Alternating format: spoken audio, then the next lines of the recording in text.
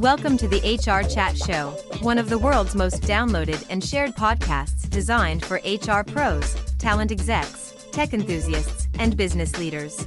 For hundreds more episodes and what's new in the world of work, subscribe to the show, follow us on social media, and visit HRgazette.com. Welcome to another episode of the HRchat Show. Hello, this is Bill Banham, your host today, and joining me back on the show today is my friend, the awesome human being, Mr. Christopher Bjorling. Chris, how are you? Hey, Bill, I'm great today. Thanks for taking this moment to ask me some questions, chat with me. It's always fun to be on air with you and just to be around your bubbly personality all the time. So thank you. I try and be bubbly as much as possible. Sometimes I'm not, Chris, but you caught me on a good day. Okay, so listeners, today we are talking about something that Chris and I are co-organizing, and it's an event happening in beautiful Buffalo, New York. It's on April 11th, so that's in a few days as you're listening to this episode today. It's going to be at the Hofbrau House, Buffalo, which is this big beer hall, and we've got this beautiful back room as part of that. We've got over 200 folks registered so far, lots of cool leaders and HR pros and the like, and it's the relaunch event. So there hasn't been a DisruptHR in Buffalo since before the pandemic. My goodness me, before the pandemic, they were awesome. So that's lots of pressure on our shoulders to deliver on April the 11th. Fortunately, we have partnered up with a bunch of the previous co-organizers. They've been very gracious to help us and get things going and even indeed continue it with us. Plus some other awesome partners like ATD, the local ATD chapter, and the local SHRM equivalent chapter. So it's going to be a good event, and we've got some pretty cool speakers, including Mr. Bjorling. Mr. Bjorling is going to do a talk at Disrupt Buffalo. So for those of you who haven't listened to an episode with me and Chris before, let's just take a moment, Chris, and why don't you tell our listeners all about yourself and then tell them a bit about Fidello. Excellent. Thanks, Bill. Yeah, I'm looking forward to being in Buffalo here shortly too. I just live down the road, but it's always fun when I go over and hang out in the Buffalo area. So I'm looking forward to this. So I am Chris Bjorling. I am the president of Fidello Inc., and I have been in the training and development world for like forever, it seems. Since 1997 is when I started the company and where I came from. So with that, then I have been through the whole talent management space since that time, doing different things, focusing on different opportunities and understanding the genesis of what we need to do for helping people. And in my space there, we look at the total life cycle of an employee from cradle to grave, hiring and pre-hiring into, how do you exit them from the organization gracefully, hopefully, over a period of time. So my experience has given me a lot of opportunity to work in these areas, specifically to, for each of our clients, they have a different request and need. So when I talk about, Fidello here in a second, we kind of, for Fidello, we are an organization that does two things. One, we have consulting, and two, we have products and services, and that's online tools. And so because of our vast experience and the experience level of our consultants and our programmers, we're able to provide a lot of HR-based solutions and success components for each of our clients that we work with. Again, each client comes to us with a different request. We satisfy it through utilization of our experience, our tools, and each client's solution tends to be different than the next, even though they may be the same label like succession planning or performance management or whatever. But we've worked with large companies, we've worked with small companies, and we've got a lot of success in enabling them to continue down their strategic path. So that's about it for me. But one other thing I'll throw out there, Bill, that you always find interesting is I have 7 children, and it's a joy of my life, and I'll leave it at that at this point. Thank you. 7 children, which makes you a truly rich man, my friend. Okay, so as I mentioned a moment ago, you are one of the awesome new co-organizers of Disrupt HR Buffalo. What is it about the Disrupt HR event series that appeals to you, Chris? Well, what I love about it is it's quick bursts of information from a variety of sources. The guests can come into these places, the venues, see and hear different things. Some of it may pertain to what they're thinking about. Some may not pertain directly to what they're thinking about. And some may realize that it pertains to something they never thought about. And they walk away with a jewel of wisdom. And they're out there. The short snippets, cycles of the information that's putting out there. We're here to disrupt the common everyday path of the HR profession. If there's something that we can bump you into thinking differently and acting differently, then we've been successful. So that's what I really like about the Disrupt HR series, is that it challenges us to think differently. And I'm excited for the Buffalo community to get that, and the professionals that are around here to say, hey, yeah, you know what? It's time. I should probably think something different than what I've done before. Once in a while, an event series is born that shakes things up. It makes you think differently, and it leaves you inspired. That event is Disrupt HR. The format is 14 speakers, 5 minutes each, and slides rotate every 15 seconds. If you're an HR professional, a CEO, a technologist, or a community leader and you've got something to say about talent, culture, or technology, Disrupt is the place. It's coming soon to a city near you. Learn more at DisruptHR.co. So, big shocker for your listeners. I'm not actually a New York State native. What, Bill? We can't believe that. You sound like one of us. No, it's true. And therefore, before Chris and I were chatting today, I was trying to understand what are the accepted boundaries of what's considered Western New York. And Chris lives on the fingers, and apparently half of the fingers are in what is considered Western New York, and the other half of the fingers are considered in what's considered Central New York. The event, of course, will be in the heart of Western New York, Chris. Feel free to speak about Central New York too. I'm sure that's great as well. But in your opinion, why is Western New York a great place to make business connections? Well, first, you didn't need to tell anybody you were not from New York because you call them fingers. They're actually Finger Lakes. Sorry. And yeah, it's okay. It's all right. It's all right. From the last time there was global ice all over us here, we had a mile sheet of ice, and then it melted, and we're left with these lakes. And like you say, half of them, or a little less than half of them, are in the western part of the state. But Buffalo is over by one of the wonders of the world, Niagara Falls. I mean, when you stop and think about, Buffalo's referenced over and over again in movies and discussions and things like that. But the beautiful part about Buffalo is that, it is a revitalizing city. And if you spend time downtown or in the waterfront areas, you're going to see this vibrancy coming back to life for them. And with that comes, the business environment that surrounds all of the Buffalo area. And, really the core push of the full western side of the state is the heart and soul of Buffalo and how it reacts. Now, the Bills are another story. Everybody loves the Bills. Everybody, is there for them.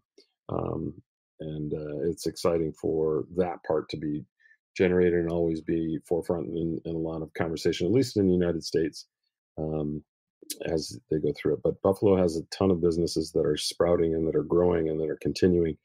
And it's exciting to be in this part of the state and this part of the country, because it's often overlooked, because you always see the snow that comes down in Buffalo. Well, that's only, portion of the year. The rest of the year, it's a beautiful area. It's a beautiful climate. And encourage anybody to come out and see the falls and to explore the western portion of the Finger Lakes and the regions in between. There's a lot of history there, and there's a lot of fun things to do. I love the Niagara region. I'd love to get there whenever I can. It is beautiful, often on the Canadian side, but when I can get over as well, I will do that. Chris, you are one of the speakers at Disrupt HR Buffalo, in addition to being one of the co-organizers. So I'm going to challenge you now to answer in 90 seconds or less. Can you excite us? Can you get us riled up? Can you give us a preview of your talk at Disrupt HR Buffalo? I can. Hey, so, we sit in this HR space, and oftentimes we introduce things because we have to, out of compliance or out of dictation from our leaders that we need to gather this information, that we need to do this process piece. And oftentimes we're being viewed as being interruptions to the real work, as people say. And often our tools and our solutions and our requests are met with resistance, and this is terrible, I don't like it. And there's a variety of reasons behind that, but ultimately when the day is done, what's going to make our lives easier? It's the opportunity for us to actually stop, take a step back, and plan for success. And plan for success by planning for an optimal employee experience, not only for the employee, but remember, our HR staff, your employees too. What's going to give you the best results? So that what's in it for me moments, how can I plan for those? Where can I get them? And how can I make sure that I'm enabling those each and every time I start to interact with our world in which we support, which is our employees within our organization. And so that's where I'm going to focus on, and we're going to talk about that. I've got some stats that we've got coming, and I've got some, process tips that we've seen successful in working with different clients over the years, as well as just wow, I never thought I just needed to go through this simple process and things would be much better for me. So that's what we're going to do. Excellent. And a quick pro tip for you, Chris. So all of the talks, they get recorded. They go on the main Disrupt website. It gets loads and loads and loads of views and visits every month. I've been involved with some Disrupt events in the UK where we had one guy who went on the circuit dressed as a wrestler in his spandex. And he got loads of views. We've got another guy at an event that I'm involved with this week as we record this episode in the UK who is going to dress as a Dalek from Doctor Who. So, Chris, my pro tip to you would be, if you want to get some extra views on the website, feel free to wear something extraordinary as you present. But that's entirely up to you, sir. We've only got a couple of minutes left for today. Just briefly, I want to mention that you and I also co-host the People and Performance podcast, which has been going for a while now. It's an absolute delight to do that with you. What do you like about being a podcast co-host?